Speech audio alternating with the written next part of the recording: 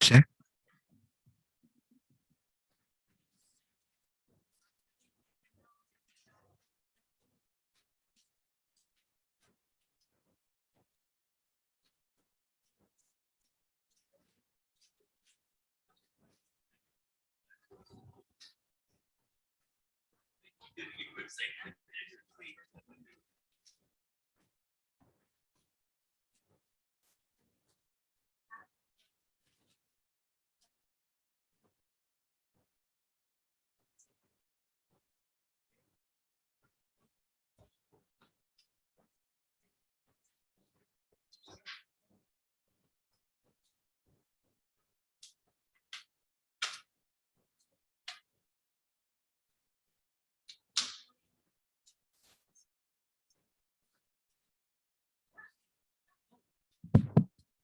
Check, check.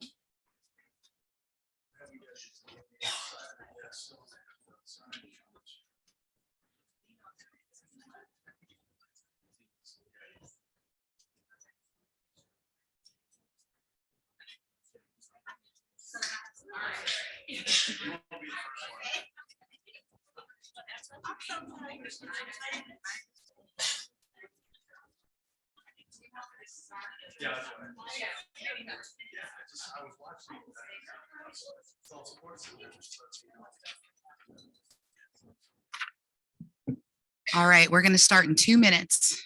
I'll have that on. Oh.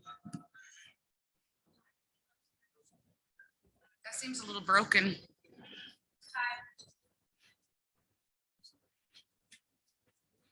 Two minutes.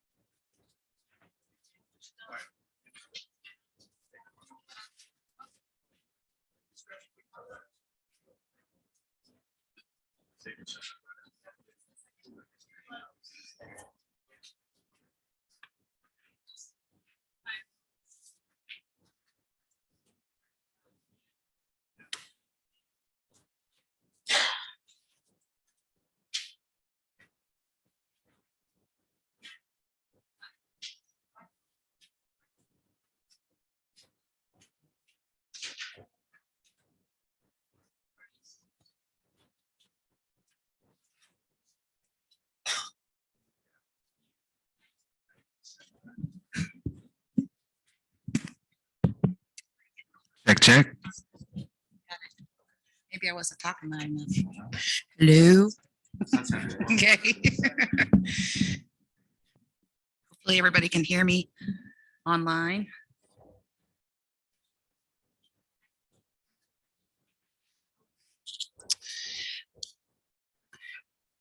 Are you online? You're monitoring online? Okay. Awesome. I just want to make sure because there's some board members online.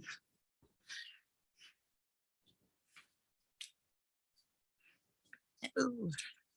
Okay, I think we're about ready to get started. Apologies for the delay. It's always a little fun getting in the room and saying hi to everybody and getting our food. And I want to thank the district for providing Jason's Deli for all of us. It's one of my favorite places. My name is Angie Lyle, and I am the chair of the District Advisory Committee. I'm also a parent. I have 2 seniors at Lincoln Prep. So we are in the process of getting ready for college right now. So exciting. And in the room today, I've got Steve, and I've got Amanda and Manuel. Y'all can raise your hands. And am I missing anybody else? I don't see Christian. And we have a couple of people online. We've got Dion online and maybe Christian's online. Okay. So sometimes we have board members that are very active, but when it comes to meetings, they're out doing stuff for sports. So we appreciate their participation. All right, so we're just going to get started on our agenda, but a little bit of housekeeping. We're going to have all of our presentations like we did last time up front. That's on the agenda, and then we're going to take a little break, and then we'll do some DAC delegate business. And the priority of tonight's meeting is Blueprint 2030. So if you haven't had a chance to give your feedback for Blueprint 2030 from your school, we are opening the floor up to that after all the presentations are done. With that being said, I believe the first presentation will be Dr. Collier. Hi, thank you for coming in. I was just telling everybody that I'm all ready for the time change in spring. I'm ready.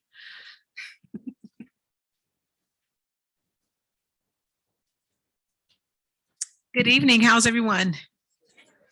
Good. So glad to see you all here. I'm going to take this down. I'm glad that you guys are focusing on Blueprint 2030. That's actually what I wanted to talk about with you all tonight as well. I'm sure you guys are aware of all that's going on revolving around Blueprint 2030. I think the thing that we're hearing a lot about right now has to do with the school consolidations and closures. But I just want to remind everybody that when we think about Blueprint 2030, the main priorities around Blueprint 2030 are improving the student experience and the overall outcomes for children. And so through this process, we want to make sure that we keep that central, because that's the most important piece here. One component of that are potential closures or consolidations of schools.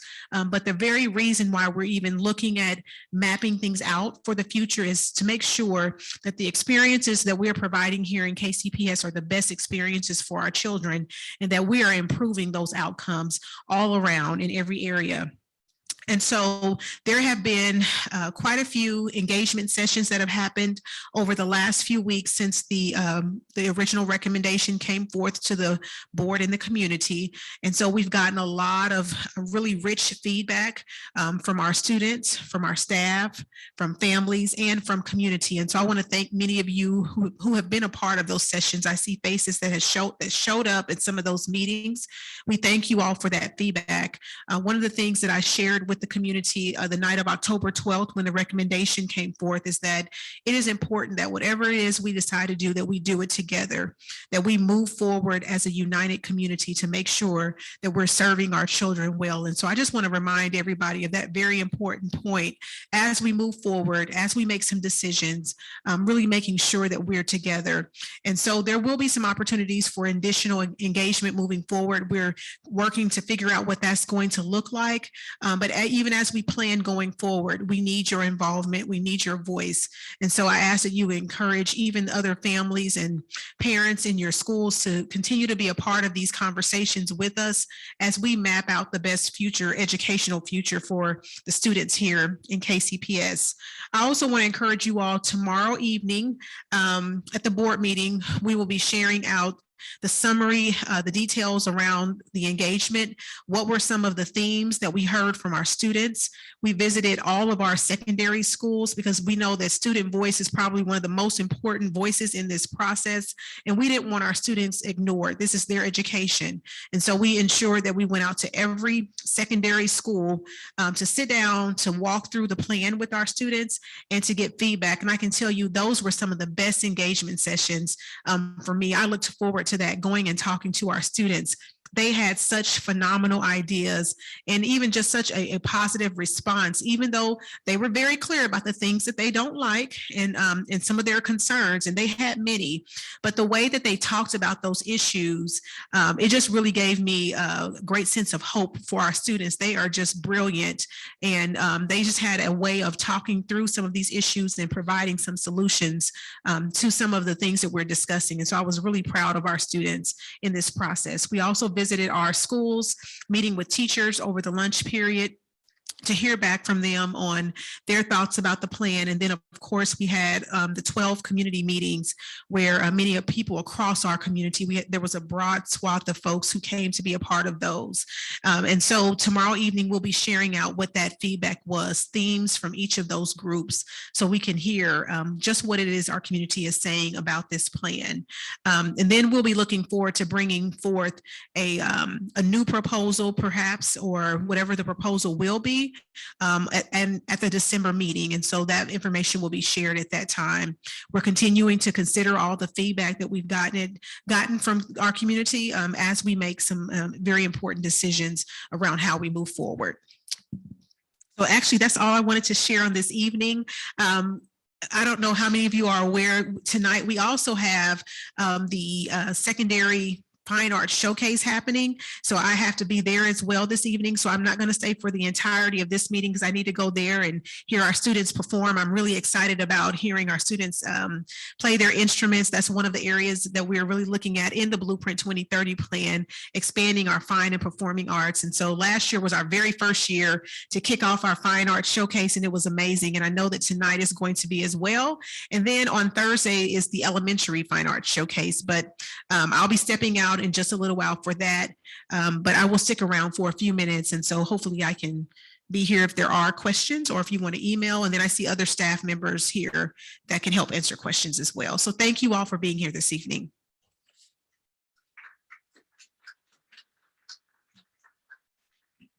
Thank you again so much for coming this evening. I know you're busy. The microphone is falling apart. Sorry about that. And I forgot to mention to our Hispanic families, we have translation, right? Was I supposed to say that? I can't say it in Spanish. I'm sorry.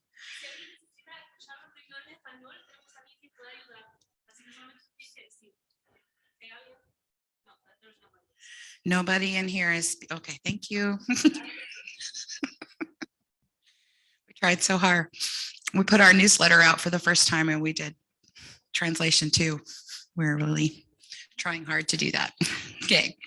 All right, great. Thank you again, Dr. Collier. And next up we have Candace Buckner coming from she's our board member representative this evening, our board member, and also communications committee. And you've got a lot of stuff that you're up to. So thanks for coming out.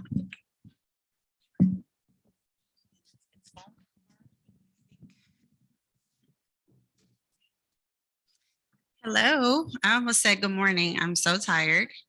I am excited to be here despite how I look. I've been working in momming, so yeah, I'm really excited to be here, and it's really an honor to be in this space. I ran my campaign on just being a mom, a concerned mom, and so you know, I appreciate the folks in the room, the parents, the guardians that are here to support their students in the district.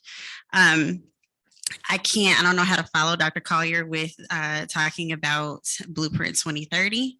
And I don't have a whole lot of time, but, and I know my board colleagues have been here to discuss Blueprint 2030. So that is something that I encourage you all to continue to engage around. The board is also engaging in a superintendent search. And also just keeping our eyes on maintaining accreditation.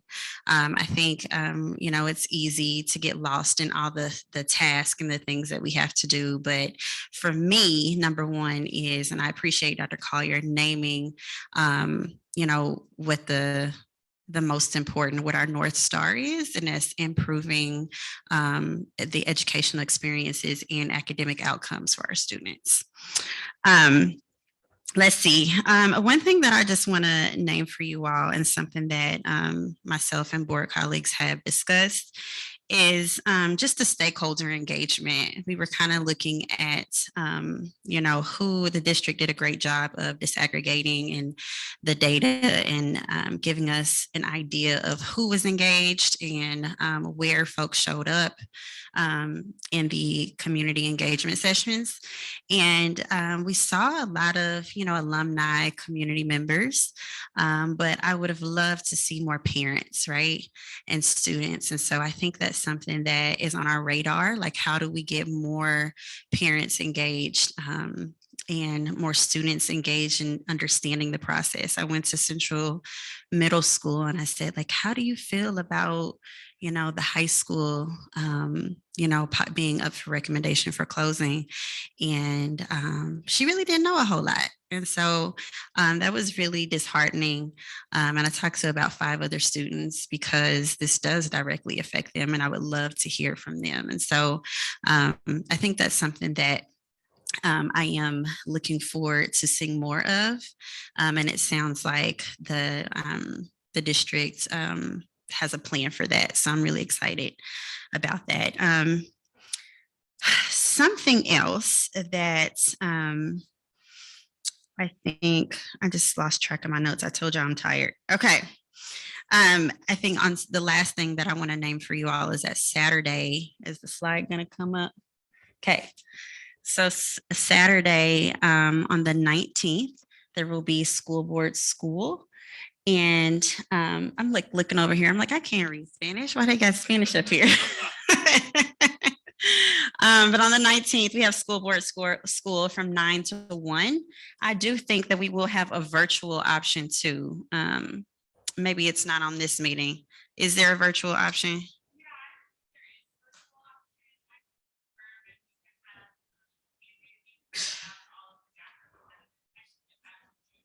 That'd be great, because I got the flyer, but it didn't have a link. So Yeah.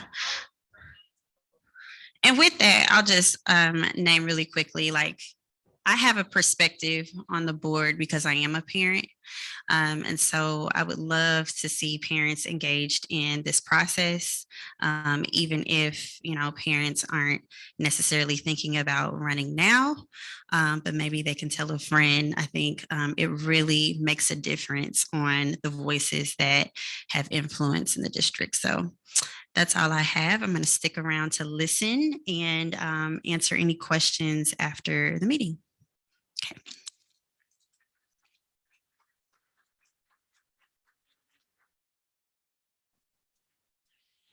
thank you again. We always really appreciate having faces from the school board show up and talk to us about that. We can't always make it to the school board meeting. And although the last few I've gone to, there have been a lot of parents at the school board meetings. So I'm kind of excited about that too. I think there's a movement afoot.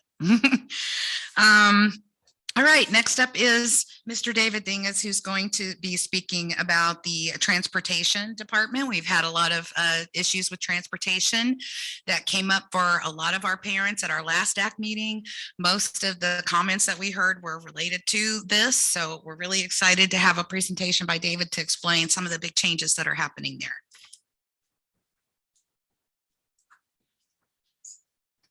Good evening, everybody. Thank you for having me here. Again, my name is David. I'm the Assistant Director of Transportation. Came on with the Kansas City Public Schools September, the very day after Labor Day. I'm here to address a few questions for transportation for you. And we'll just kind of run down the list here. The biggest issue everybody's having nowadays is to hear about driver shortage, the lack of drivers in the industry and everything else. I want everybody to be real comfortable with where we're at today. It's a long process, and it's a tough process. But currently, STA, which is our Student Transportation of America, they're our provider. They are fully staffed as far as drivers go with routes. The biggest concern they have is if they have call outs. Sorry, Dr. Collier lowered it on me. No, you're good. You're good. You're good. This is my first one, so just yell at me if I mess up. No, I really don't want to. I'll hold it.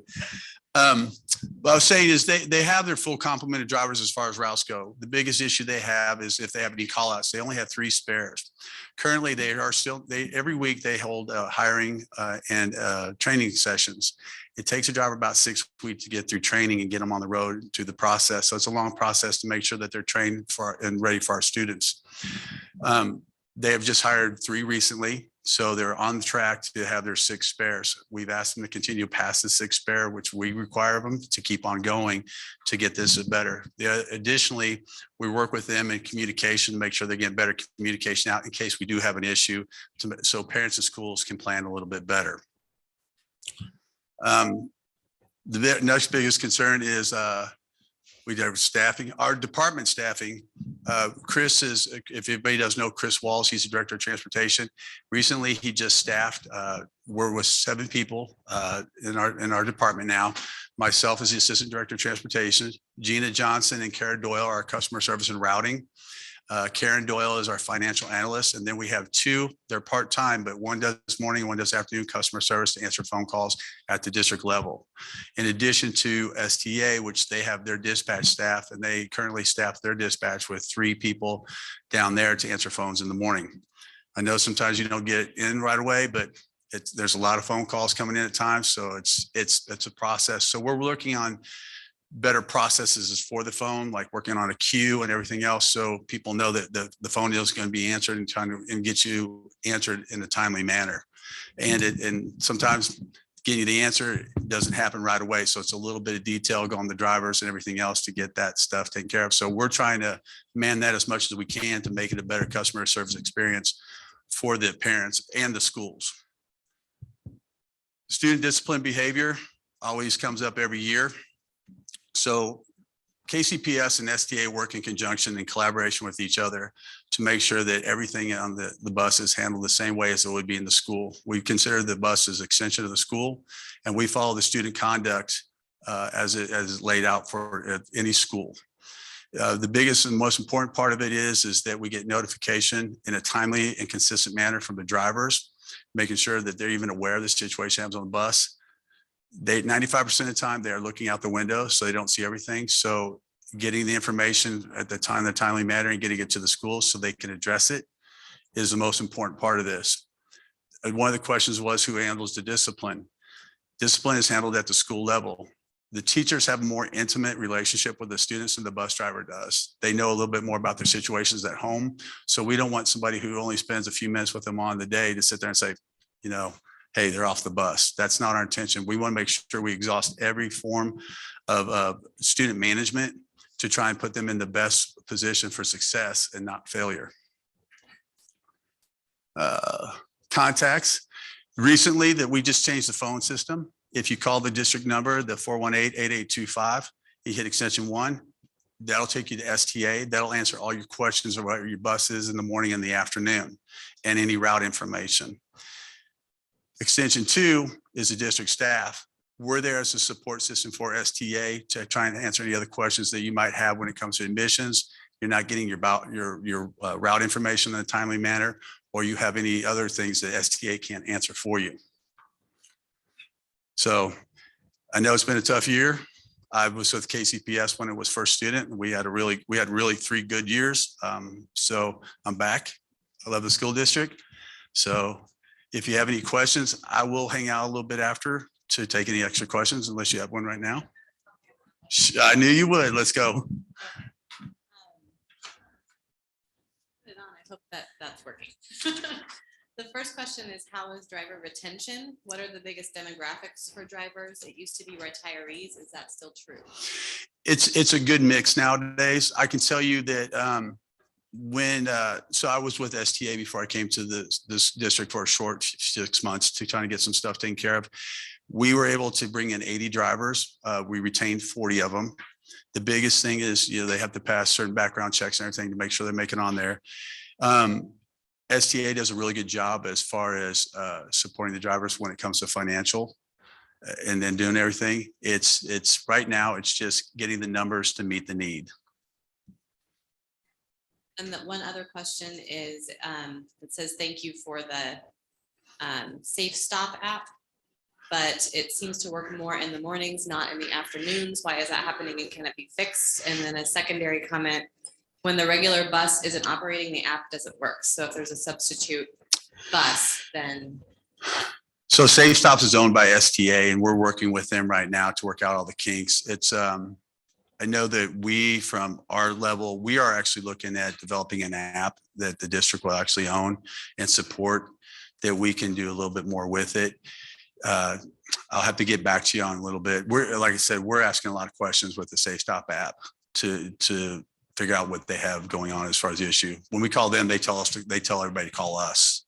So we just have to work with them a little bit closer. And I think it's a training issue at the level. And I have to follow up with that to see if it's something that they can do at the bus barn level to get that rectified for you. Okay. Yeah. I really don't have a solid answer for you. That's okay. If you don't mind just taking it back and then if you get. Sure, information to absolutely. Share it. I would appreciate that. Thank you. Any other questions? My question is about extracurricular busing. Sorry. Oh. I forgot. I'm sorry. I have a question. Okay. It's a very simple question. My question is just about the extracurricular busing and what kind of pieces are in place to make sure all the kiddos can make it to their games. So we require the district, as a district, we're required that they make sure that they get all their trips requests in within five days prior to the event.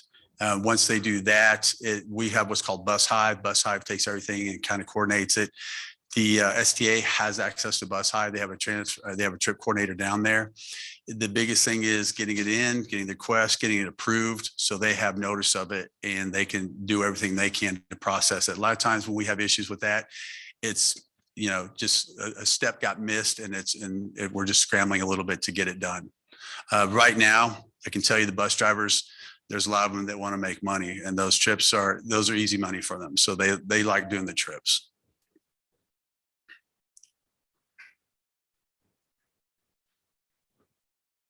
Questions?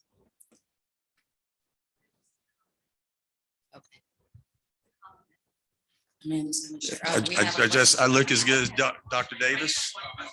Okay. Can I just say what's on there? Okay. There's just somebody that said thank you for the summer busing. Okay.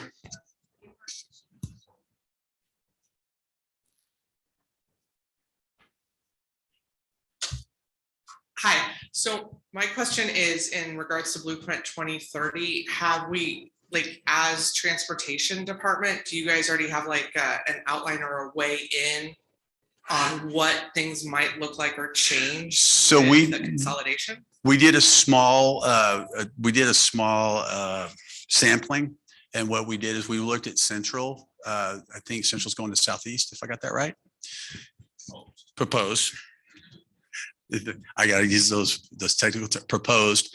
We looked at a small sampling of it. So at first we thought the dynamics was going to be, you know, you have a walk distance. Well, now the walk distance is gone when you're at Central. So how does that look for us? Are we going to be bringing on more buses or not? But what happens is, because Central is a signature school for us, and we actually bus throughout the community, like Lincoln and Central and Paseo, buses are actually traveling past those areas, and some of those buses aren't fully loaded.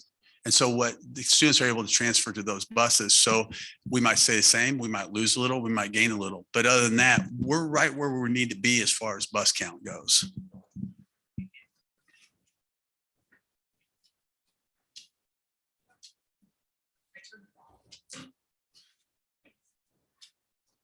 Good.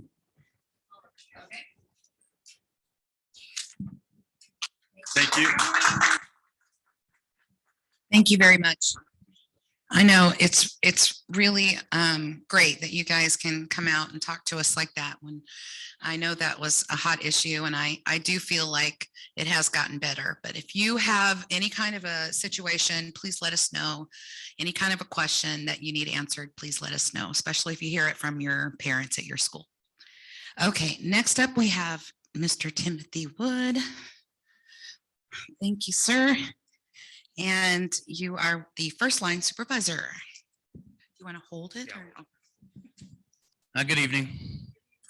I am Sergeant Tim Wood. I've been with the district for about 9 years. My background is in law enforcement, and I'm currently in the patrol department. I'm going to talk to you a little bit about what security looks like in our elementary and our secondary schools, and also at athletic events.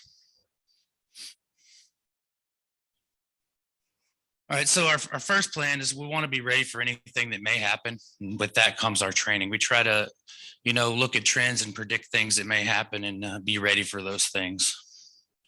This is our organization chart. I'm not going to touch much on it, but at full staffing, there's about 70 of us in the security department.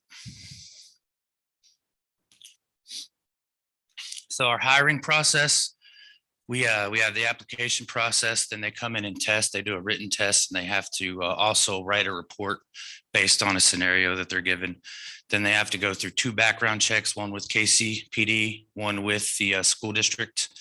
They also have to submit to a psychological exam and a physical ability test. So they have to pass all of these things before they can be hired. Of course, they have to interview as well.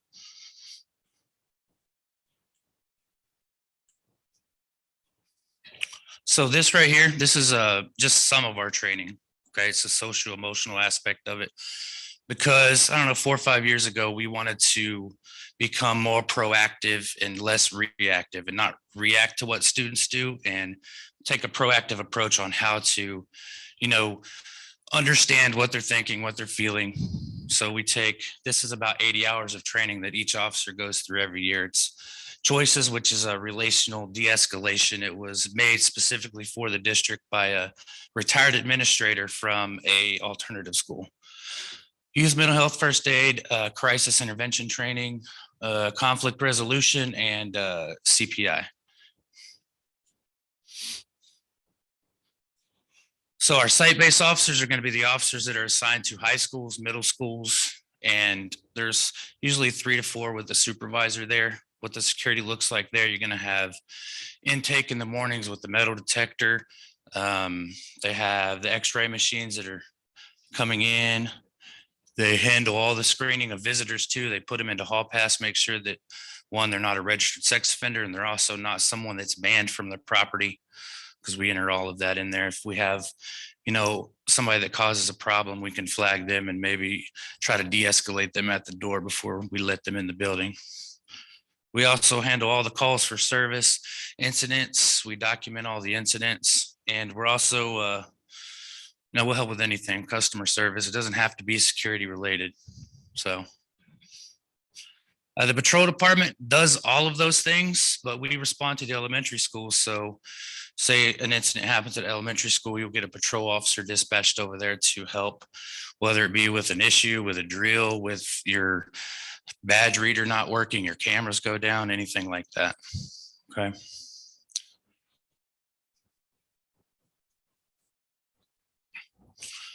All right, we already touched on the site-based and patrol, but we have the dispatch center, which is manned 24 hours a day. So if you have, a question, you have a problem, you can call either one of these numbers, the office number or the cell phone number.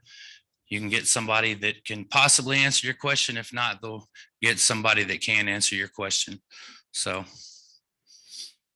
it's not just for security stuff. If you have a door that's not shutting, or, you see something suspicious when you arrive at work and there's nobody there, you can call and we can send somebody over there to help.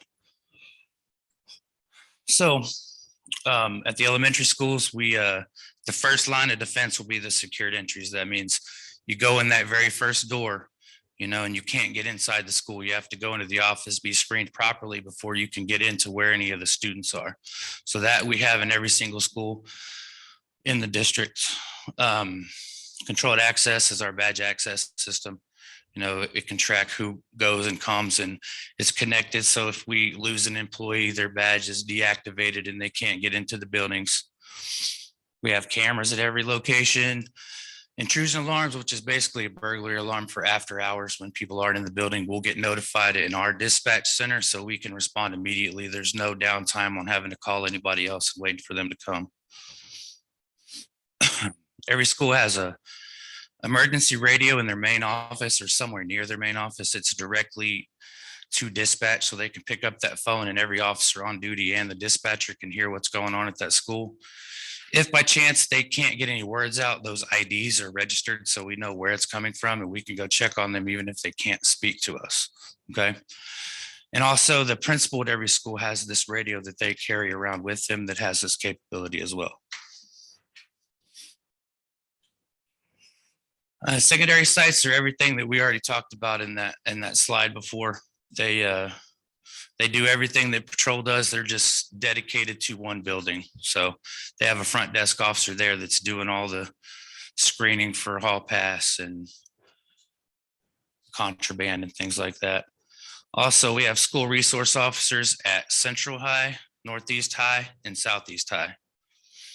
And they can also, well, at least in the case of Central and Northeast, they can handle situations that occur at their middle schools too. All right, security at athletic events is going to differ depending on the athletic event. We're always going to try to screen people. If there's not a walk-through metal detector there, we're going to be using a hand wand, doing bag searches. There's always going to be an officer working too, one, maybe more. It depends on the event. And then we have a matrix that we go by and recommendations on how many people are going to be there, who's playing, whether we need extra security or not. We do limit the students that can go to the games, by themselves, to students that are playing in those games. So if they come with the parent, it's a different story, okay? And the majority of the games are always going to have off-duty Kansas City Police Department officers in the building and in the parking lot.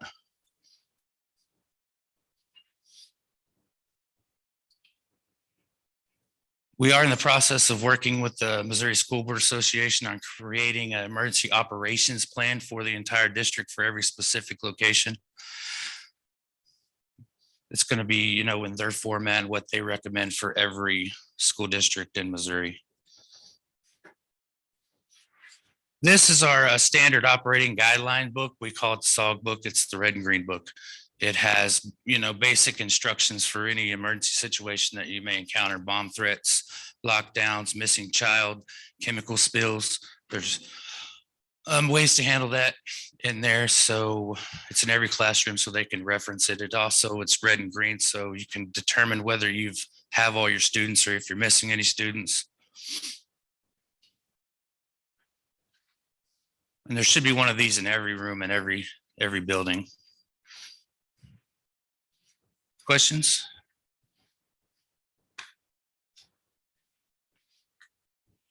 There's a question online. It says, are you responding to behavior at KCPS similar to the behaviors which resulted in the closing of Hogan Prep?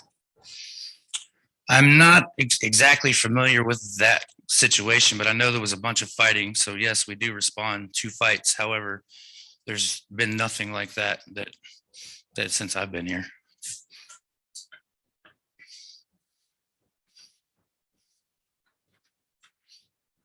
Probably because we are here.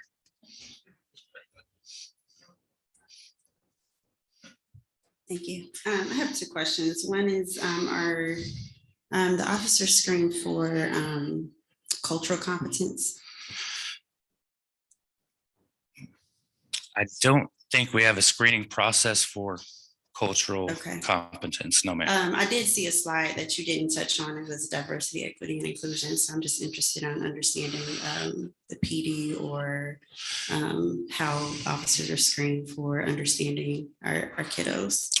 We, for understanding our kiddos, we do have cultural diversity classes. We have that mental health and first aid, the choices class, which is relational de-escalation, which does involve a lot of cultural things in that training. So we're not screened per se, but we do a lot of training that will allow an officer to handle people from different cultures and backgrounds and try to relate to them before reacting to them. Okay. And the other thing is, I saw that you have resource officers at Central, Southeast, and Northeast, but I didn't see East on that list. East does not have SROs. I'm not 100% sure why, but I know that KCPD provides those officers to us free of charge. I don't have a good answer of why there's not one at East. Somebody else may be able to answer that.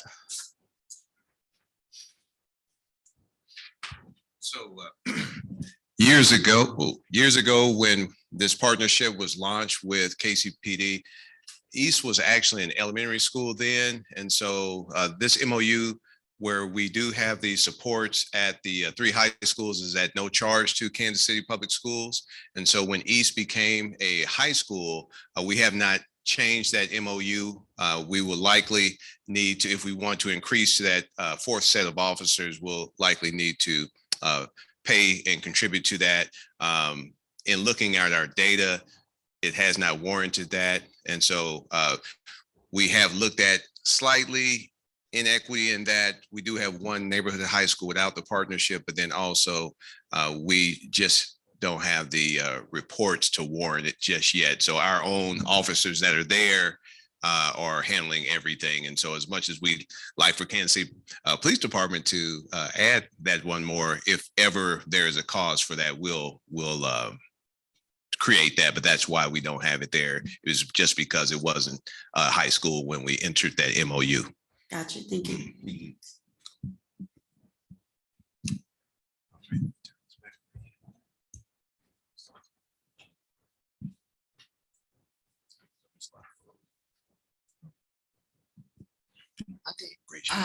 I might have missed it too, because now I'm curious about whether or not the KCPD aspect of they're going through all of the diversity and cultural training that the PS officers are. Speak to you. Little bit about that. I know it's part of their annual training that they have to have. That training, they don't get this same exact training that we do, though. It's not the same classes, but they do have to go through cultural diversity as well. And then one other question that I think that came up last time we were together, there were some concerns. I think it was at James Elementary, but it's more related to traffic. So, and I know you guys don't do traffic, but can you maybe point parents in the direction of where they would go if they need to advocate for better situation, because apparently it was not a very safe situation at that school? There's a few schools that have traffic issues, and we as a security department can't do anything on the roadway. We can't direct traffic, but they need to go to the city and KCPD to talk to them about traffic issues and signs. And, you know, they'll usually put an officer in the area for a little while to deter things, but it usually comes back around and the same issues keep happening unless something, you know, on the roadway changes. And that's something that the city has to do. Okay, and so just to further that, because I deal with the city a lot, and I know that can get confusing. Who makes that connection? Is it the principal at the building? Is it? They can reach out to us and we will get them in contact or give them contact information. But I was gonna also say, like, when it comes to the city stuff, like projects that may, you know, be near your school that you're interested in, I would suggest reaching out to the council member for that district and talking to them potentially about PIAC dollars, which can be used for different projects that citizens think are important in their neighborhoods. So, and I'm always happy to help parents with that as well.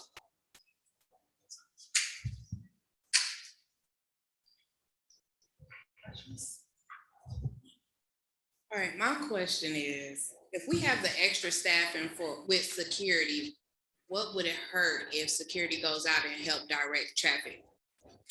we're not allowed to direct traffic per the state. We can't get in the roadway and direct traffic because we're not police officers, so we can't do anything in the roadway.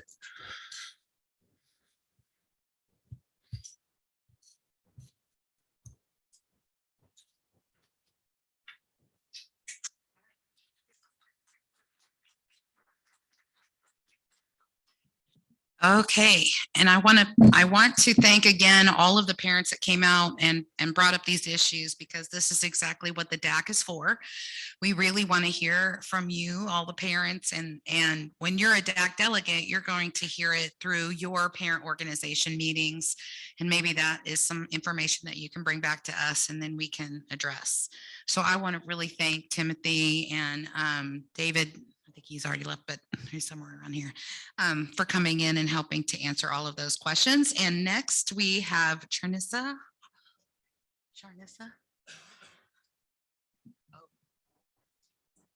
Oh, she's coming for the second hour. Okay. Yeah, let's talk about newsletter stuff. Thank you. Just keep me on track. We're going to have Charnissa help us with our second part, Blueprint 2030 feedback. So, all right. So before we break for this first, in this first segment and start the second, I just wanted to get a show of hands. Who got our newsletter? Okay, I see 2 hands, maybe a third, maybe 4 or 5. Okay, good. Anybody online? Just give some sort of a reaction if you got the newsletter, because we want to make sure that you're getting it. It was sent out from the DAC email address, which is not an email address we have used before. Yes, ma'am. So much good positive feedback. Communications with the district, it gets spam. So however you all set it up, it doesn't trigger the spam filter. So it's not like promotion. And then The people online can't hear you. So it didn't hit spam, which is great. Mhm. And then the breakdown of it was super easy for me then to completely cheat and cut and paste that and get it out to my school and the parents in a much more concise manner. So it was really great. Like Hey, communication, like A+. great. Thank you so much for that feedback. Anybody else get the newsletter? If you haven't got the newsletter, check your spam and then let us know that it went into spam. if that's the case. But It will it's- also, whoa. yeah, it is loud. Then we'll also make sure that everybody who signed in tonight with your email address, that you'll get added to the distribution list, so you'll receive the newsletter for the next issue. whatever Yes. that is. Well, so we were trying to get it out right after the meeting so we can send the links and everything. We had a delay last month because the person doing the website posting and stuff was out of town, I guess. So we were a little late. We're going to try to get it out after every one of our meetings for sure, but that would be by the 15th or the 20th. So at the latest, I would expect you should have it before Thanksgiving. Steve? Oh, microphone runner. We need a little song that plays when you Yeah, have to do I that. just want to applaud Angie for getting this newsletter going. Now, I know there's more people involved. But, Christian and Amanda Yeah. really helped me out. we've been trying to do something like that for years and years, and it's great to see that kind of communication going out. And I was just going to ask if somebody gets that information and then they want something else, or if they can think of something they'd like to see in that newsletter, can they just reply to that email? You should be address? able to reply back to, it's DAC, DAC at kcpublicschools.org. And we definitely want to hear about your school's achievements, anything that you want to share about the things happening at your school, and any problems or concerns that you have at your school. We want to hear about that from you guys. So So it's not just for if you want someone to see something in the newsletter, it's also for if you're having any issues. at it's a your local direct level. line of communication to us. It's our first ever email address. And I really thank Amanda for doing all that email work. She's been great. Okay, any other questions about newsletter stuff? Yeah, if you get the newsletter, there are links in there. You can open up, like if you want a flyer to print out at your school about the transportation survey, you can print it out, hang it up around the school, and people can scan the QR code and take the survey. So I forgot to check the results of that so far, but we need to do that on our committee meeting. All right, I think we're good on our first hour. 10 minutes early. So we'll take a 10-minute break and then we'll come back for the second hour. We're going to talk about Blueprint 2030. And so anybody that's not directly a member of the DAC, as a DAC delegate, if you want to leave, you can, or you're more than welcome to stay. Definitely. Thank you for coming. 5 minutes is good.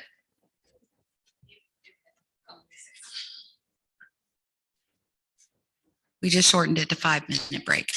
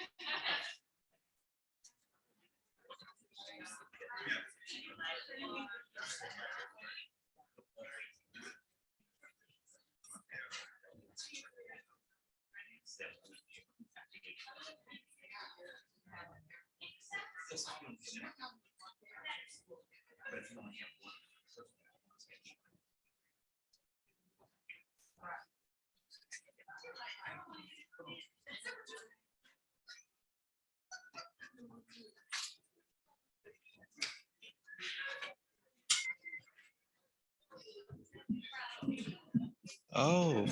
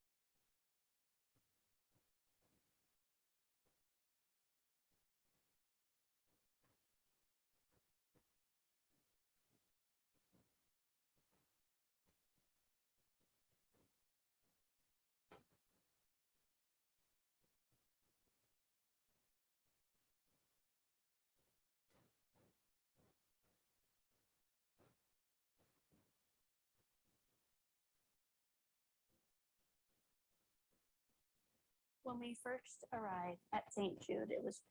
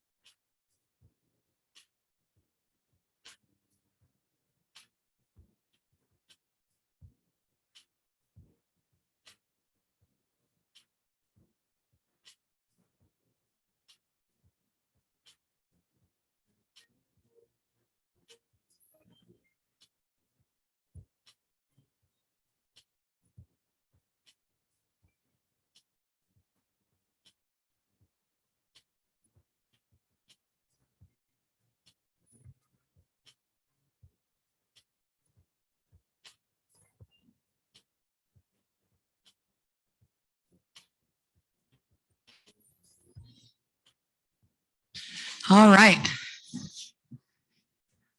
I don't want to interrupt the tunes, but we got to get this party started. All right, welcome to our second hour DAC business, and we're going to go over Blueprint 2030 and more extensively get the feedback from you all, especially from the perspective of your school and your parents. Before I do, I just want to make sure there's no new DAC delegate business that someone wants to bring to the floor for us to discuss.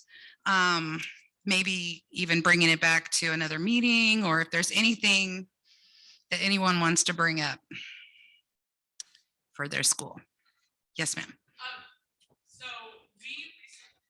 Oh, the microphone's up here.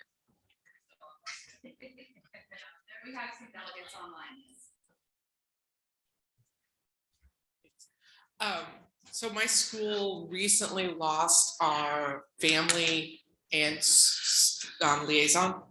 And so we're looking to get follow-up on that staffing and how that changes. And then we're still waiting for iSparks staffing, and we've understood that that's a district program. Okay. So we're waiting for that to be filled. And then we have some other unique staffing information, like holes.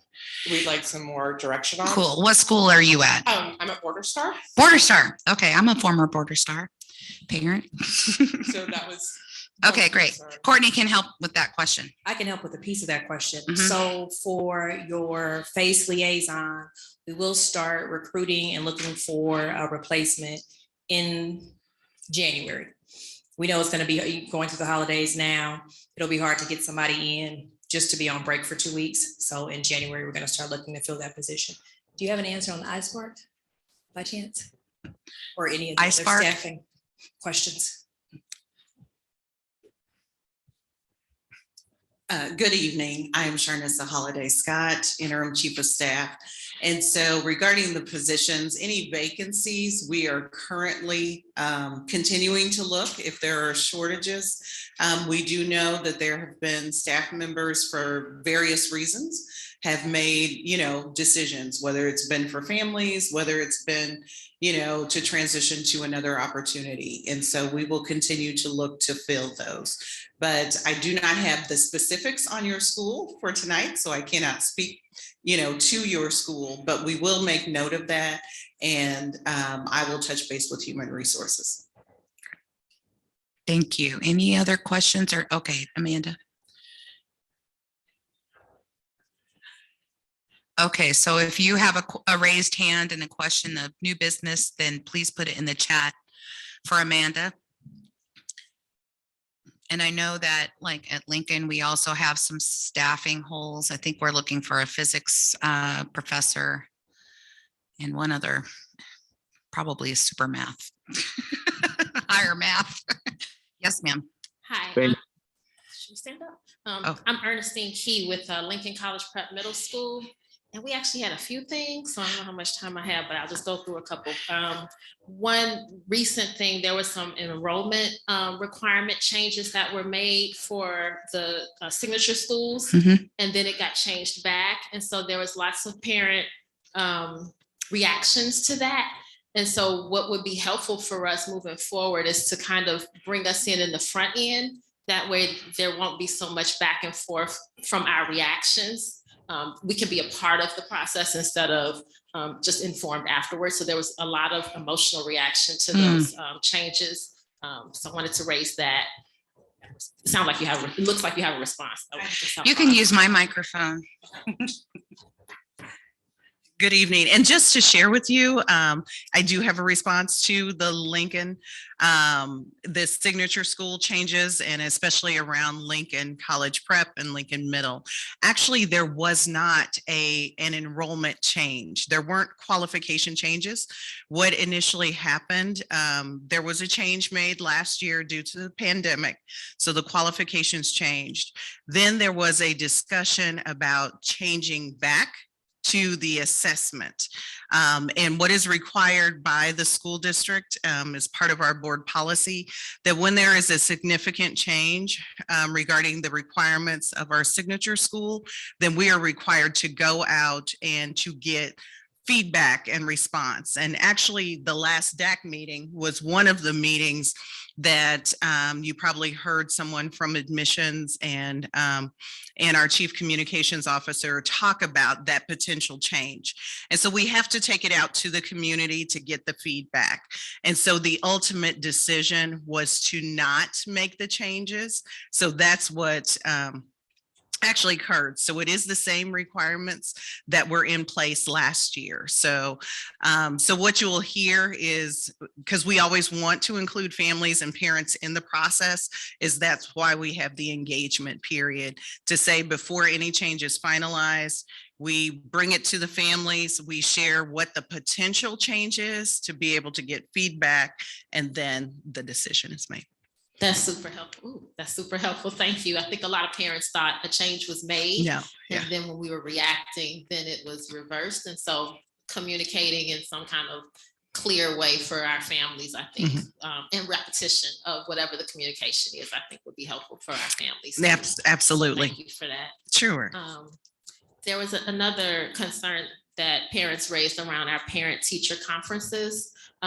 There was communication to our families that students who received a C or lower were the only ones that could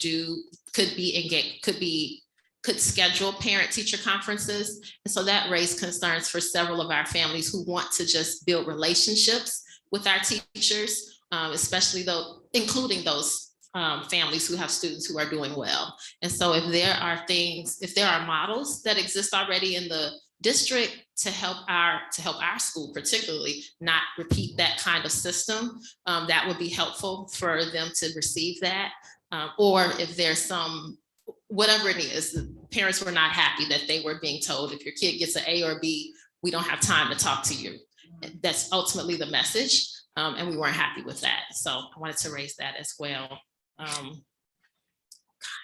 I'm gonna do maybe there was concern about Spanish language translation access for our families. There have been parent meetings that we've had, as well as there was one situation where the electricity went out in our building and we were communicated to come pick up our students. And so when we came up, there was some direction given to families who were in the lobby, but it was only in one language. And so if there is a Spanish translation resource available with the district, we ask that our school leadership know that it's something that should be leveraged every time parents are being asked to do anything at the school, not optional, but required. We do have families who speak Spanish as their native tongue or as their dominant language. And we want to make sure that they receive the information just as easily as those who English is their dominant language as well.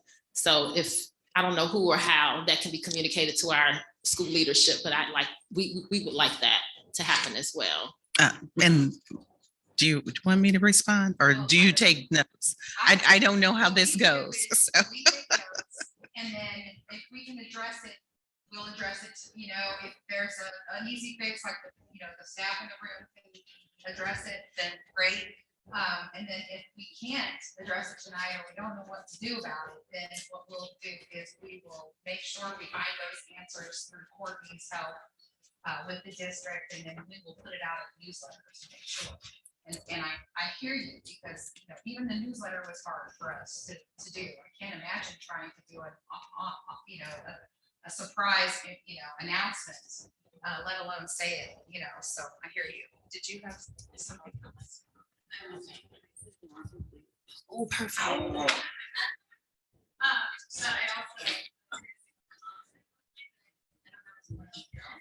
Did you have anything you wanted to add about what she said? I can. All right, try this.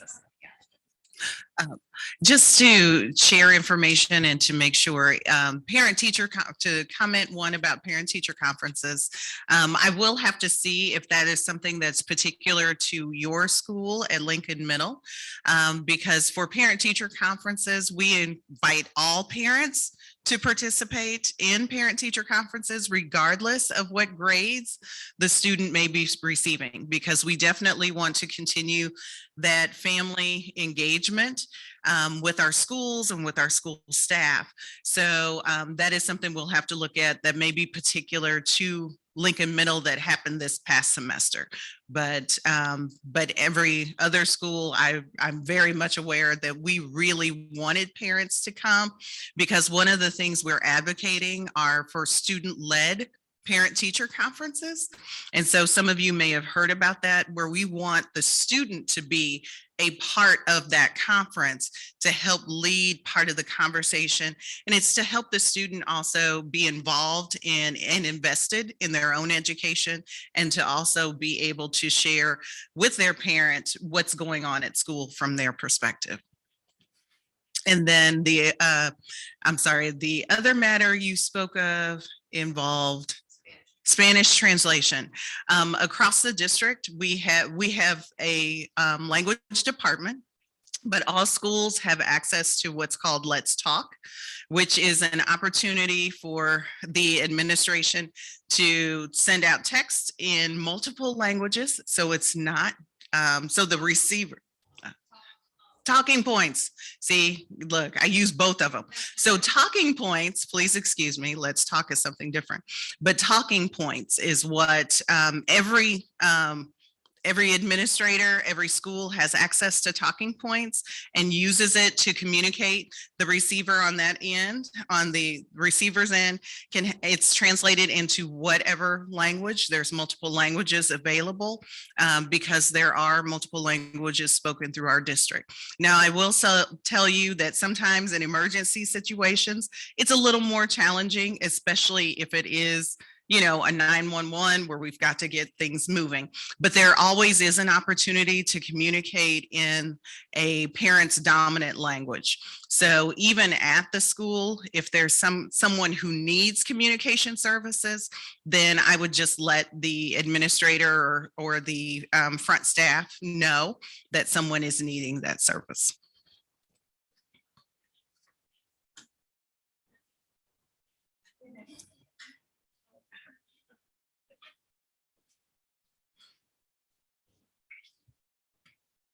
And if I can speak just briefly about Lincoln Middle situation, I do know that your FACE liaison requested interpretation, but did not get an interpreter. And so she requested through our language services department. And she followed the procedure there, but if no one is available to interpret from that team, they can put a request in to Jewish Vocational Services, or JVS, and have pay for an interpreter to come, like the interpreter that was here tonight. And so that just needs to be done about 2 weeks in advance if possible. So when you know that you have events scheduled, to give them some time to find an interpreter. Okay. And then. Okay, tell me when it's time. I need a couple more. One more. Okay, cool. Okay. Okay, so there was one more thing there's a couple, but the one that I'll raise is several parents talked about when their student, if they have a student with special needs and they have an IEP, how sometimes in those IEP meetings, they can be intimidated, for lack of a better word, the feeling of them sitting against across from a panel of staff and they are alone. And so alone meaning they're the only other adult that's kind of advocating for their child as the parent or caregiver. And so wondered about the option or even the possibility of parents supporting each other in these kinds of IEP sessions. So they don't know much about the rules and things like that, or even the possibilities, but wanted to explore the possibilities of how can parents support each other in IEP meetings? Could there be some kind of a parent group kind of set thing where they could tap in to support each other so that two parents can attend on behalf of a child, so that at least there's this sense of community among the caregivers, similar to the community among the staff at the school. So we don't know the rules enough about the schools to know if that's even a possibility, or who or how that could be raised as an option to consider as a model, even if it hasn't existed already. Maybe it could be something innovative that our district do to consider in support of families. So thank you for sharing that. That is something, the current piece I will have to look into. I will say I'm dating myself. And so at one time I used to be exceptional education director here, but it's been a long time. So, but being able to have parent support during meetings, I understand how important that is. There is an organization called the letter M, PACT, PACT. It is sponsored by the state of Missouri, and it is a parent advocacy organization for parents who have children with special needs. And so there are times where you are able to contact them if you just want someone to attend the meeting with you. They will be able to attend with you. They are specially trained. Because sometimes that may be something that you may want, is someone who actually has the training in special education to understand what they're looking at with the IEP, to understand how to assist you or how to be a support with you. So there is an opportunity for that. But I will share your suggestion. At one time long ago, we did have a parent group among exceptional education. So we will be able to share that information. I do, and I don't know if this is really for now or later, but there's a comment and question. If my daughter's school gets closed in 24, what neighborhood school would her neighborhood school be? I do not wish to put her with Melcher Elementary School. I'm a parent and delegate of King Elementary. And honestly, I cannot answer that at this moment. Oh, you said King Elementary.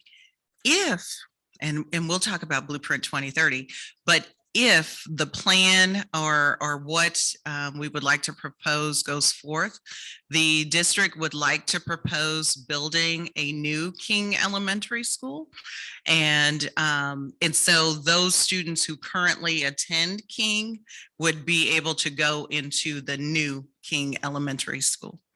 So that is one of the propositions and one of the proposals for Blueprint 2030. Okay.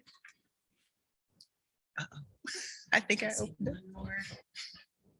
Sorry, because this is on the lines of the Blueprint of 2030. Yes, and as a matter of fact, I was just going to turn this over so she could just do Blueprint 2030. So there you go.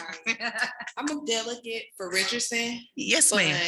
I'm going on the lines of the delegate for King, because I have a kid in King. Are y'all moving the old King, well, the King now, back to the old location? That is the potential that we are able to build a new building on that property. So it wouldn't be in the same building that exists. The proposal is to actually build a brand new school.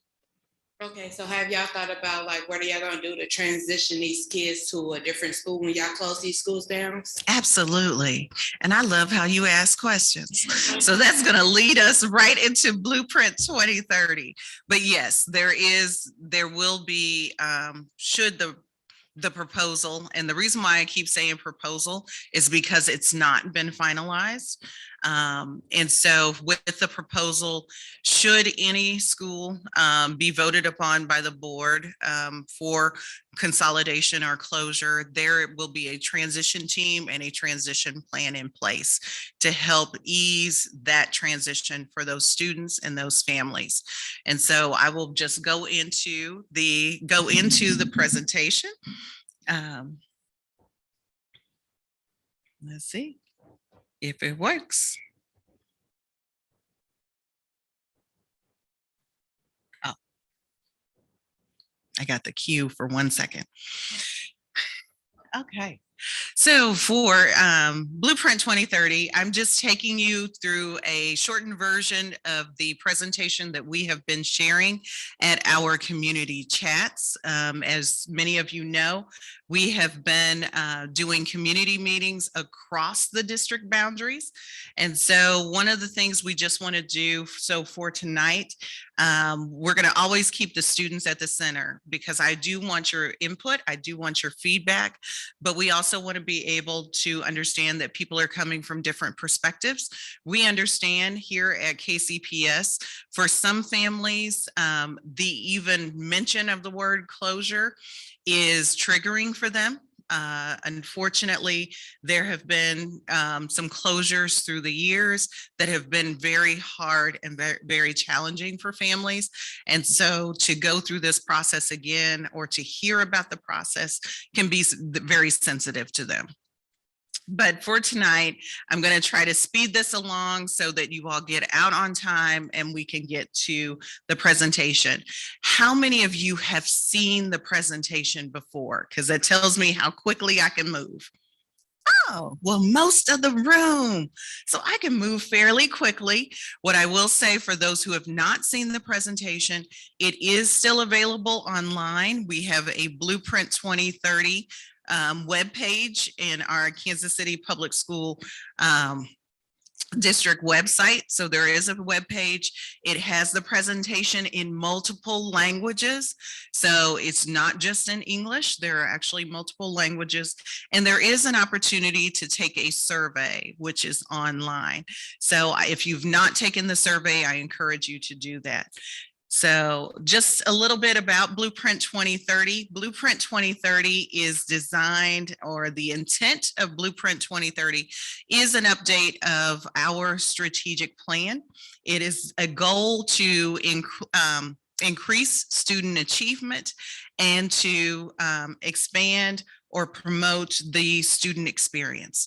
We want to ensure that our students are getting the experiences that they deserve while being able to continue to grow and improve academically. So just a little bit about the Blueprint 2030 journey. This journey initially began in 2019. It got interrupted a little bit due to the pandemic, but what we started with was being able to do the multiple phases. So we started with an assessment phase. We then went to goal setting. So from the assessment phase was through spring of 21. We then moved into, like I said, goal setting, which was spring 21 to winter 2021-22. We also did some scenario planning. In this process, just to remind you that we did get parent input. We wanted parent input regarding what they wanted to see in their schools for their children. We also received student input and staff input during that time. And then we also, we're in phase 4, which is the recommendations phase. So we have made the recommendations based on the feedback from our third-party consultant, as well as from the feedback from families. And then phase 5 would be the implementation phase. And then phase 6 would be evaluation. So when talking about phase 1, the assessment phase, there are a number of things that we did during the assessment phase. So we looked at where are we as a district. We also looked at where we are as a system. So when you hear me say the word system, that means Kansas City Public Schools School District. So we are a system. In our boundaries, there is 1 traditional school district and 20 charter schools.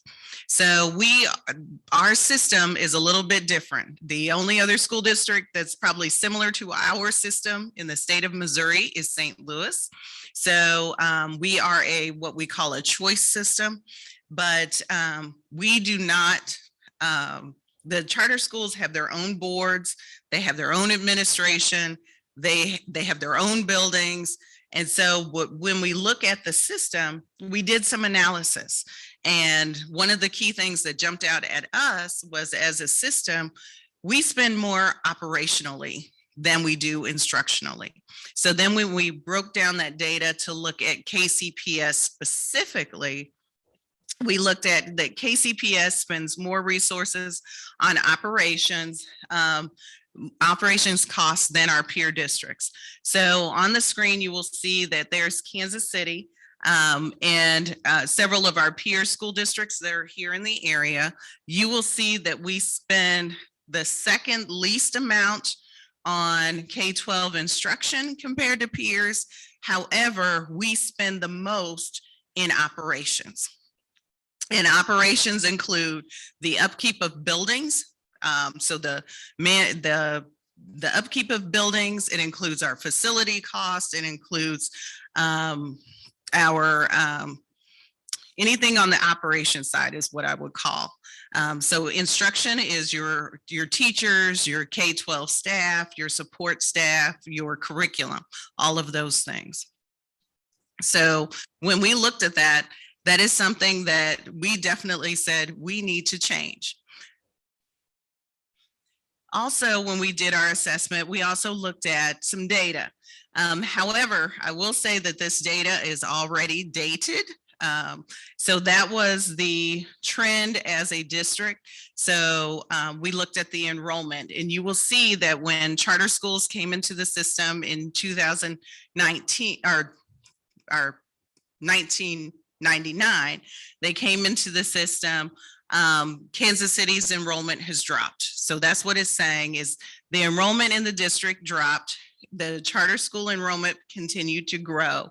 And so it's approximately not quite half and half, but close to half and half. KCPS, our enrollment is actually increasing a little this year. So we have a few more students than charter schools have.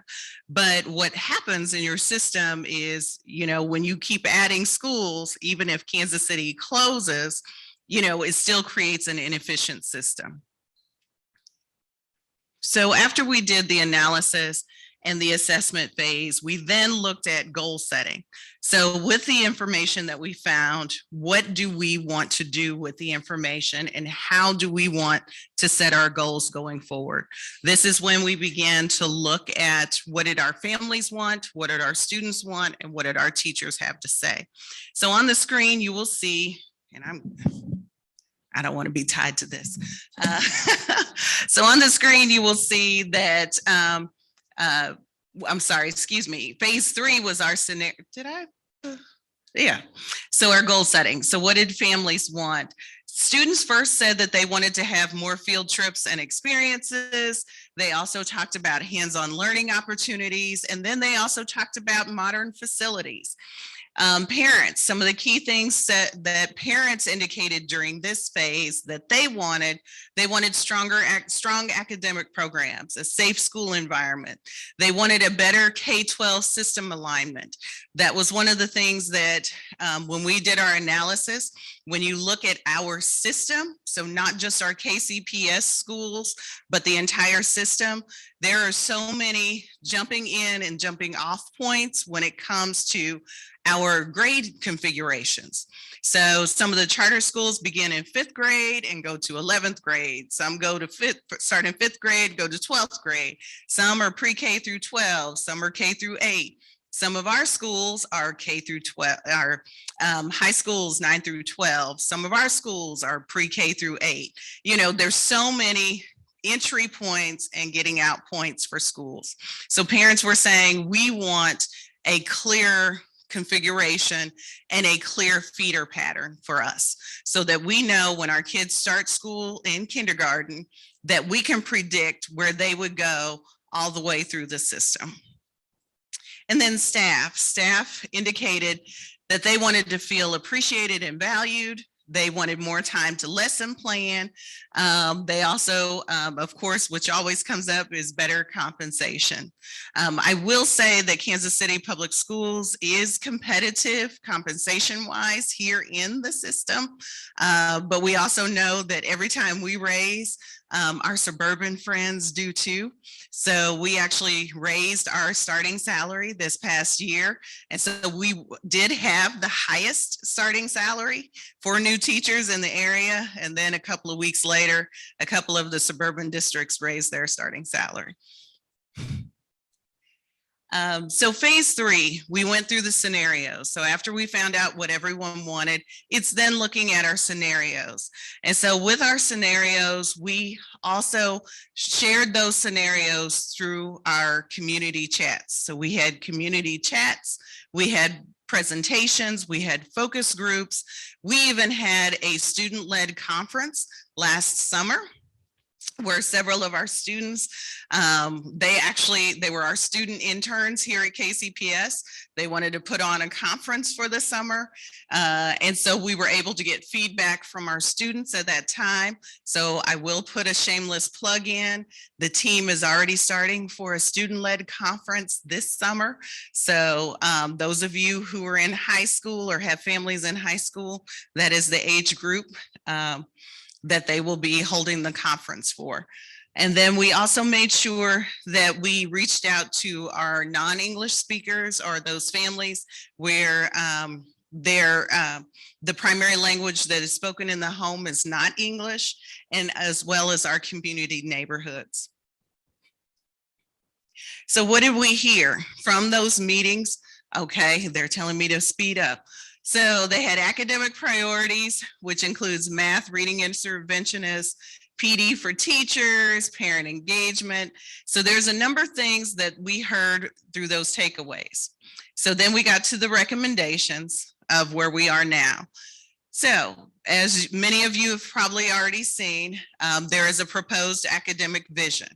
And with our academic vision, we want to focus on being a culturally responsive district to make sure that we are going through now training with our teachers in culturally responsive teaching. We are also engaged in a district-wide book study that is called Culturally Responsive Teaching in the Brain, which is focusing on how culturally responsive practices increase academic achievement for students, for diverse students and students who English is not their primary language. And so this would continue. We also want to be able to create STEAM elementary schools, which would include science labs in our elementary schools. We also want to continue to have future-ready secondary schools, and that is incorporating additional languages, also competency-based learning, increasing marching bands in every secondary school. I want to share with the academic vision. I don't want you to think that none of these things are currently happening. They are. It's just not consistent among all the schools. And so that's the main main goal for the academic vision is we want to create consistency across our system, that regardless of what school you attend, that there are things that your child, it will be exposed to, will be able to experience regardless of which school they attend in the district. So and I will answer your questions. So one of the other things is beyond the four walls. This is definitely a push for Dr. Collier. She really wants our students to experience the world beyond the four walls. What we find are some schools are able to go on field trips. They go frequently to places in the community. There are other schools that go infrequently, and we've learned that.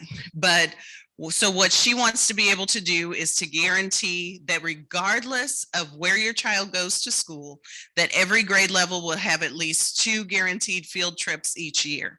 So the grade levels or the school, you will have 2. And then there will be what we call, there will be specific field trips for certain grades. So for example, it would be all 5th graders would go to the Missouri State Capitol. All 8th graders would go to Washington, D.C. The high schools will go to Brown versus Board of Education in Topeka. So there will be hallmark locations for some of those field trips. So here is the proposed phases of implementation. Like I said, many of you have probably already seen this. And what we figured is to do anything well, you cannot put everything in all at the same time. Also, we recognize that there are expenses behind being able to implement this. So for example, I think we have costed out that the field trips are going to be over $300,000, each year to be able to continue to do that. So to be able to implement, we've suggested phases for the academic vision. And it's also contingent upon redirecting resources from operations to our academic vision. And then also that comes to helping to align grade configurations. We would like to do that as well. And then, as you've heard me mention before, we are also interested in looking at our facilities, being able to update, either significantly renovate our facilities or even potentially build new facilities. So then this comes to the actual school part of the Blueprint 2030 plan. And these are the recommendations. Like I said, they are only recommendations. So I don't want parents to be like, well, my school is closing and I've got to transfer now. Please don't. The board still has not voted, and there is a strong potential that some of the recommendations may change. But just a little bit about the company we used. It's MGT Management Consulting. They have done work here in Missouri previously. They did some work with St. Louis Public Schools, Wentzville, Springfield, and Hickman Mills, which is one of our neighboring school districts. So the proposed scenario for high level is their recommendations was that 27 of the 37 currently operating schools are recommended for continuation, with approximately 10 recommended for consolidation, closure, or conversion, and then 2 schools recommended for establishment or creation. Some of the factors that they use to think through this or to help make decisions. They looked at enrollment, recruitment, retention, equity. They also looked at projected future demographics, facility conditions, location, and academic performance. Now, we do know this isn't a perfect science, but these are the factors that they looked at. So that is just a map of our district boundaries. You will see that the schools expected to continue or recommended to continue have the green checks. Those that are recommended for closures have the blue squares. Those that are recommended for conversions have the yellow arrows. And then those that are recommended to reopen or for a new school, those have the black crosses. You will see that there's 3. We actually are recommending 3 for renovation or new. So based on those recommended for continuation, it would be 5 high schools, 3 middle schools, 16 elementaries, 1 career center, and 2 early learning centers. So those recommended for creation or establishment would include a new middle school. So with our grade configuration, if our grade configuration changes to K-5, and so that would remove 6th grade out of elementary school, that would mean we will need a new middle school. So in looking at our system, there is a neighborhood middle school in the Northeast and in the Midtown, but there is no neighborhood middle school south of Brush Creek. So we will have to be able to have a middle school, neighborhood middle school that is south of Brush Creek. And then propose to have a new King Elementary School. And that would be what we have is a new construction, and then a new elementary or replacement elementary in the Northeast. Those that are recommended for conversion or consolidation, that would be Central High, Northeast High, Faxon Elementary, James Elementary, King Elementary, Longfellow, Melcher, Troost, Wheatley, and Whittier. So it's 2 high schools and 8 elementary schools. Some of the schools will be looked at for potential use, future use. So some people have asked, well, what are you doing with the buildings? And so some are looked at for future use and possible relocation. Others will be used potentially if this plan goes through. We have a repurposing process. For those who may not know, Kansas City has repurposed some of its previously closed buildings. If you didn't realize it, some of our buildings have become senior housing. It's become apartment buildings. We have also, some have become community centers. So we have worked with developers here in the city. We also work with the community in which the school sits. So not just anything can go into the neighborhood. There has to be a community benefit through our repurposing process. So some of the factors, this is just a chart for some of the factors for closure and conversion. Just in a brief synopsis, the pink is not a good sign. So I know you see a lot of pink, but it looked at academics enrollment, 5-year enrollment trend, building score, deferred maintenance costs, and projected population change. So just saying, oops, I'm apparently hitting the wrong button. So for the phases, if the board, if this recommendation stays as is, and like I said, there's already, based on a lot of our engagement, the administration is already re-looking at the recommendations, but we're doing the same presentation in a sense for everyone. We're not changing any of the recommendations until we finish engaging with the community. So that's why you'll still hear some of the same things until we actually make a board presentation. So for phase 1, the initial recommendation is about James Elementary, Longfellow Elementary, Troost Elementary, and Central High would close. For phase 2, which is year 24-25, it would involve King Elementary, Wheatley Elementary, Whittier Elementary. And then the third phase, which was 26-27, would involve Faxon Elementary, Melcher Elementary, and we're missing an H, for Northeast High.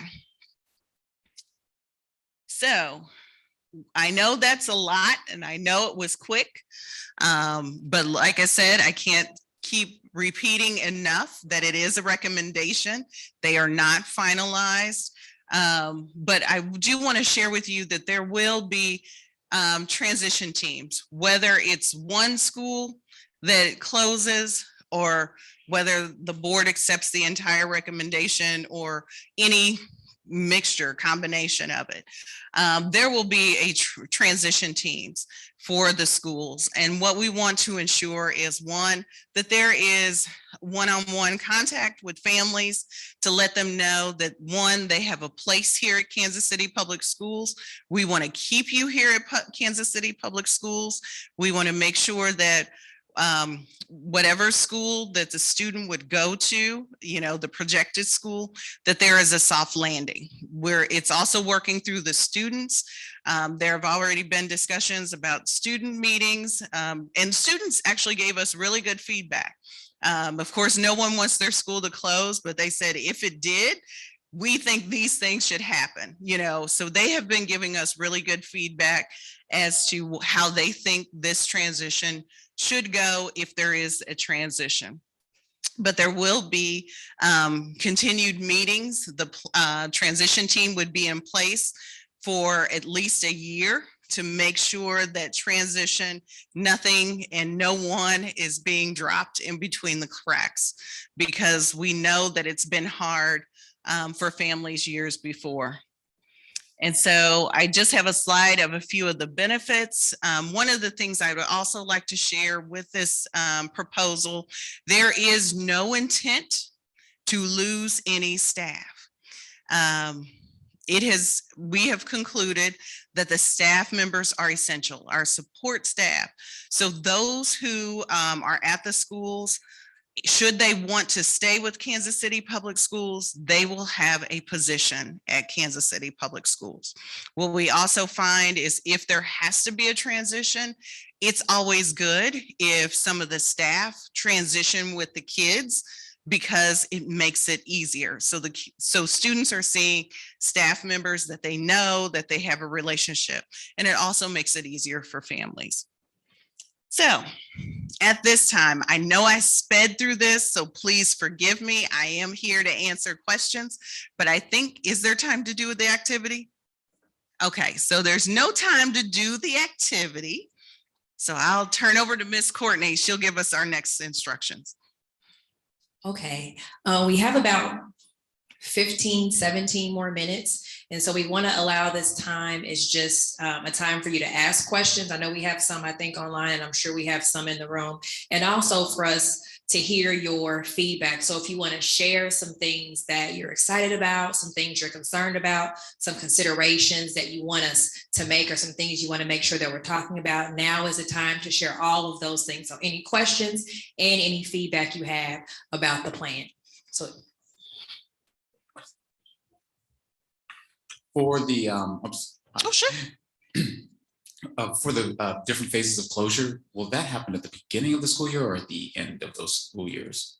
It would be at the beginning of those school years. Yes. And will this result in an increase in class sizes? Actually, I'll put it this way. I will say there's no increase in class sizes for the required class sizes. And the reason why I say that now is I know some people have been like, well, I don't want my class size to increase, but we've noticed that you're in a class that has 11 kids. So, I mean, we can have class sizes, you know, up to 20 students.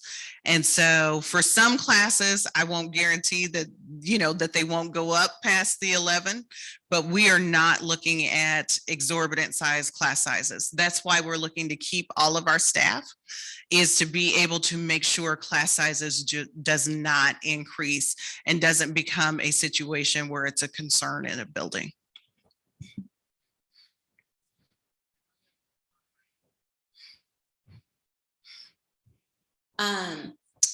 Just one comment online pointing out that there still are some schools standing empty that are out there. So I think it sounds like some of them have been repurposed, but just pointing out that there are others that are still there. And then a question is, who's going to be paying for all of this? Absolutely. So to address the comment, yes, there are still buildings that we have. There are buildings that that are on the repurposing list that we're looking to sell, but then there are buildings that the district has retained. So for example, we retained the property that the previous King Weeks is on. So that allows us to be able to have property should we need to rebuild. So there will be buildings that we retain for future use. And so that will occur, but then there will also be buildings that should this plan go through, that they will be repurposed.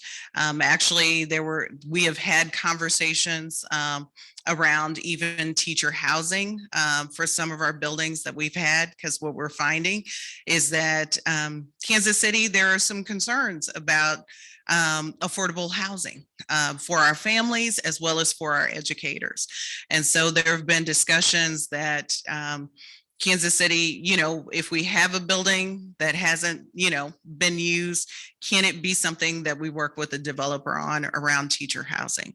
So it's looking at, for those buildings, appropriate community use. And then, I'm sorry, your second question. Oh, paying for it, of course. There are a couple of things. One is, and that's to pay for the academic vision. And that's where I said in the beginning that there is a cost for some of these things, to be able to do some of our academic vision and to make it streamlined across the district, there is a cost. And that's where the discussion about consolidating and making the buildings more efficient, because if you're spending so much in operation costs, then it's less that you can put in instruction.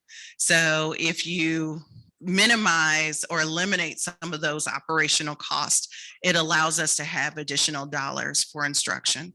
The other piece that the district will be looking to do is looking toward, we're also making a recommendation to our board for a bond, a voter approved bond. And just to let for those who don't, is that Kansas City Public Schools has not had a voter approved bond. And I was told since 1967. And most of, our area school districts, they have a bond measure probably every 2 to 3 years. That is actually through those bond funds, that is how they build their new buildings. That is how they maintain their buildings. With us not having that, that different resource, then Kansas City is taking its operation dollars. We're splitting out some of that to put into capital projects for building maintenance. And then the other part we are putting into academics. And so that can make it hard. So by having a bond, and it's not that necessarily people have asked, and we've had the question, well, did Kansas City go for a bond? Did I miss it? And we have not actually put it on the ballot. What we've done is I've been told that there have been polling. We have twice done some polling to see if the community has an appetite for it. And both times the poll results came back that no, not at that time. We think this time may be different. We are fully accredited. The community is understanding more and more about our situation, but they also understand more and more about how the other school districts are making their buildings and their academic programs work, because that's exactly how they do it, is through a bond. They vote, the bond money goes to capital projects, and that means everything else can go towards instruction and being able to maintain the high performing schools. So as far as paying for it, we would love to be able to have the community support for a bond, in addition to looking at how do we make our system, or is there an opportunity to make our system more efficient economically?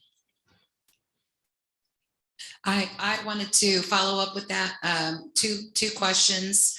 When I was looking at the proposal again, I noticed in the phasing that in the first phase, when we start closing some schools, that's going to give us a little bit about, I think, over $6 million.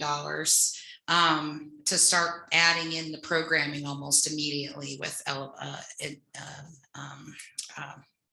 band and music and everything, and also the outside the four walls programming. But I also noticed there was bond number 1 and bond number 2. So is there going to be an ask of the public for a bond and then another ask of the public later? Yes, typically what happens, and that's why I preface that with typically what happens in other school districts is you get your bond measured passed, and approximately 3 years later, they may go to the voters again for a no tax increase bond. And what that allows it to do is to continue. And so it just gives the public, gives the school district the permission to continue the bonds, to continue the capital projects. So that's where you see, and I don't know, you probably have families in surrounding school districts, but I would say probably Liberty is a good example right now.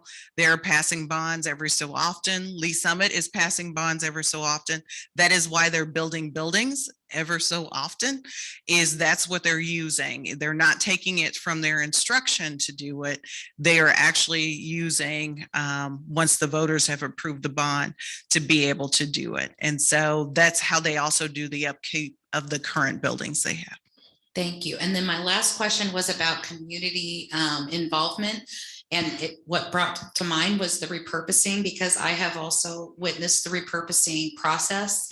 And I know that they send out cards to all of the houses that live within a school that's going to be repurposed. My question is, with regards to Blueprint 2030, have we had any mailers go out to the surrounding schools to get community feedback with regards to those schools, especially the ones that are slated to be closed and repurposed before that happens?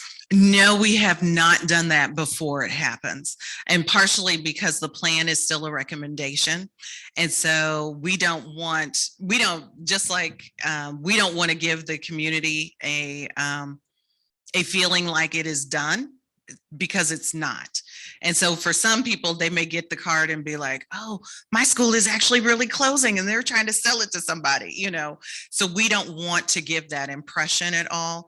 So we are not, until it is final, then we'll know which buildings, would be potentially for repurpose, if any, or which buildings would be converted into something else.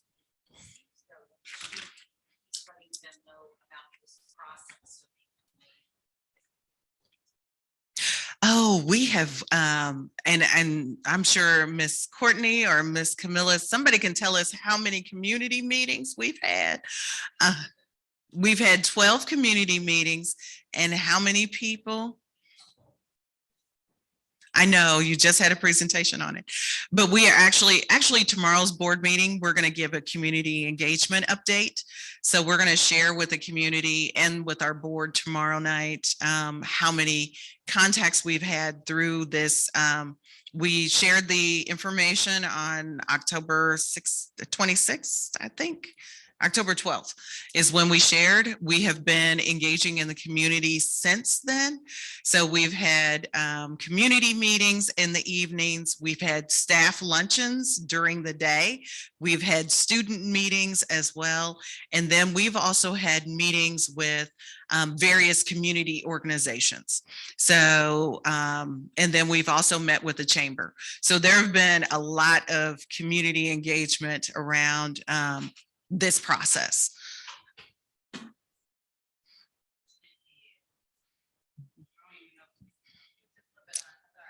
My question is, how does this benefit future pre-K parents? Like, I have heard nothing about pre-K. Oh. How does Blueprint 2030 help pre-K parents, like upcoming pre-K parents? Yes, ma'am.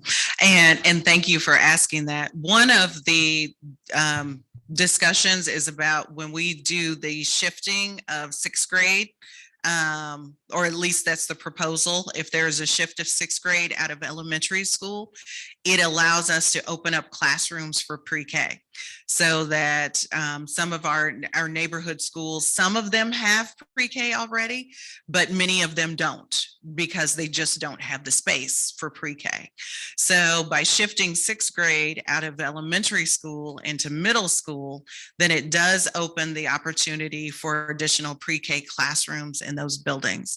Also, there have been suggestion to us that, and there's been a discussion to revisit us having a third community pre-K site. So for those who may not know, we actually have two just all pre-K sites. One is at Woodland Elementary and one is at Richardson Elementary. And so they're all pre-K students or Head Start students. So there is a discussion about a third site. Yes, ma'am. Talking about the sixth grade transition and turning middle school to 6, 7, 8. Is there consideration in continuing to support the two Montessori signature schools, which are based on cohorts of 3 years of lower elementary, upper elementary into sixth grade with a capstone program? Or is like, because the communication thus far has been all schools stop at 5th grade and go to middle school at 6th grade. So where's the, it's a disconnect. I know, and I know I went through the slide, but there is a potential for some to remain K through 8. Some schools remain K through 8 because of the speciality of the program. So we do and I'm not a Montessori expert, so I cannot tell you the details about Montessori, but I will share that there is consideration about continuing the existing Montessori program as is and not, so I can't speak to anything else about the capstone or anything along that line, because honestly, I don't know enough about Montessori, but it is looking at being able to, we're not looking at changing the grade levels of the current Montessori schools. It's that the recommendation, because at the presentation, that was a community presentation, it was very clear that 6th grade everywhere is going to middle school, and the other communications have been, it's confusing. Here it is.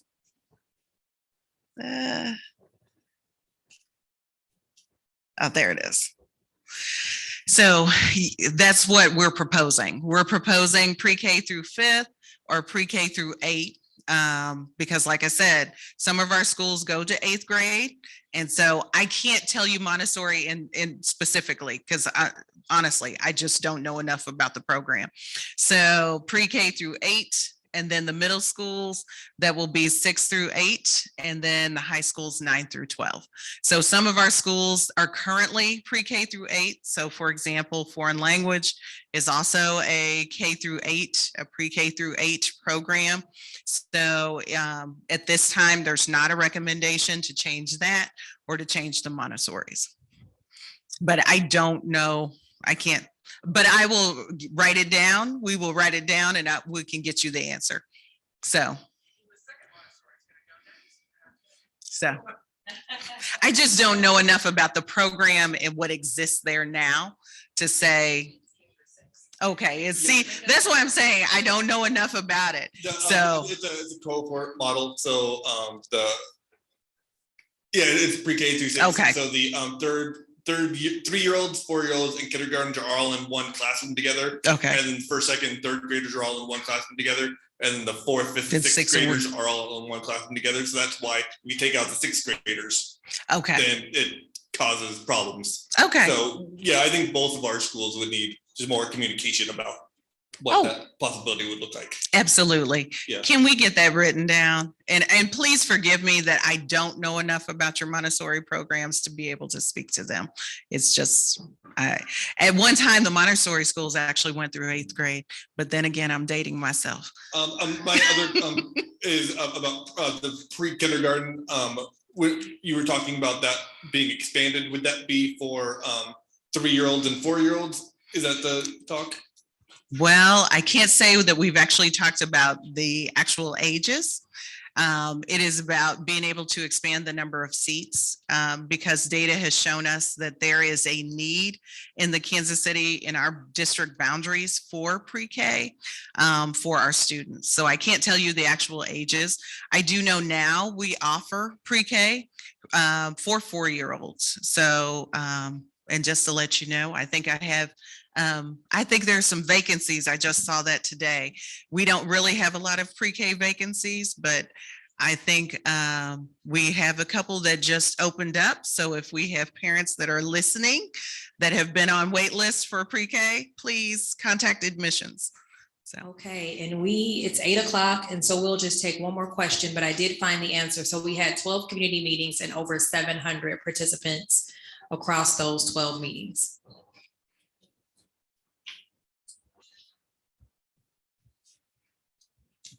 Okay, there are several online questions, and so I've asked the online folks to email their questions to the DAC email so we can follow up. But I'll just ask the first one on here. It says, is there a specific number of students for each class per grade level? Is it 20 or 30? Current state max of 28 to 30 students per class? And what we'll do is get that answer for you. Thank you. Thank you very much for that. I appreciate you being here. I know you were probably in the hot seat for a while there. And I know that the Montessori model it builds on those previous years. So that 6th year is really important for Montessori. Yes, come on up. Kathleen Pointer would like to make a quick announcement. This button keeps. Is this on? Hi. Okay, so we just wanted to give everyone our early heads up. We are in the process of planning a legislative day of action in Jefferson City, likely at the end of January or early February. We're going to be meeting up with our friends from St. Louis Public Schools in Jefferson City and just spend the day learning about the laws that are being passed in Jeff City that impact our public schools, give parents an opportunity to talk to their legislators, their representatives about what matters to them. We'll host a training on what you need to know before we go down there. But anyway, just wanted to give you all an early heads up. We hope you'll all be able to join us and stay tuned for more info. Thank you. And as someone who's ridden the bus, I will tell you it's a lot of fun. The last time we went, we left at, I don't know, we were here at like 5 in the morning. You do have to be here really early. But we got to go with some high school students also who had accepted some college. So we had actually some Ivy League acceptance from some of those kids that went. So that was really fun. So I do encourage that. Thank you all for coming tonight. Thank you all for being online, those folks who were online. We hope you'll come in next time so we can see your cheery faces. And with that, I will end the meeting.